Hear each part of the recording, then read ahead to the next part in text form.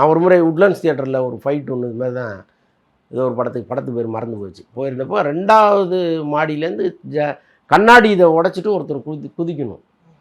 அவர் குதிச்சுட்டாரு. குதிச்சு அதுக்கப்புறம் வந்து இந்த கொஞ்ச நேரம் அவரை ஆசுவாசப்படுத்தி கூப்பிட்டு வந்தாங்க.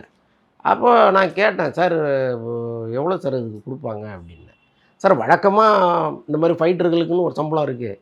அதை விட அதிகமாக 1000 ரூபா கொடுப்பாங்க சார்ன்னு." "இந்த 1000 ரூபாய்க்கா இப்படி ஒரு ரிஸ்க் எடுத்தீங்க நீங்கள்?" அப்படின்னா, "இல்லை சார், ஒரு பக்கம் அது பெருமை, இன்னொரு பக்கம் வந்து 1000 ரூபாங்கிறது பெரிய காசு தானே" அப்படின்னாரு. எனக்கு ரொம்ப வருத்தமாக இருந்துச்சு. இப்படி ஒரு அந்த கண்ணாடி குத்துனாலோ அல்லது ஏதோ ஒரு ஸ்லிப்பாகி விழுந்தாலோ வாழ்நாள் முழுக்க நீங்கள் படுத்த படுக்கையாக தான் இருக்கணும்.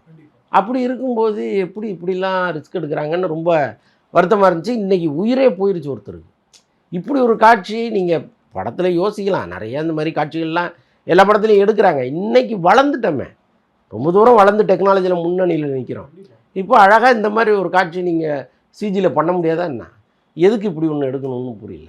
அண்டு ரஞ்சித் அவர்களை பொறுத்த வரைக்கும்னா எல்லா இடத்துலையுமே வந்து ஒரு சமுதாயத்துக்கு நல்ல கருத்துக்களை சொல்லணும்னு ஆசைப்படுறவர். அப்படி இருக்கும் பட்சத்தில் அவர் படத்தில் இப்படி ஒரு ஆக்சிடென்ட் நடந்தது அப்படின்றது இன்னும் பெரிய அளவில் பேசப்படுமோ அப்படின்ற கேள்வியும் இருக்குது. இன்னொரு பக்கம் அவர் டிஎம்கே கவர்மெண்ட்டை பயங்கரமாக எதிர்த்து பேசிகிட்டு இருந்தார். அது இந்த விவகாரத்தில் இன்னும் ஸ்ட்ராங்காக மாறதுக்கான வாய்ப்பு இருக்குமா?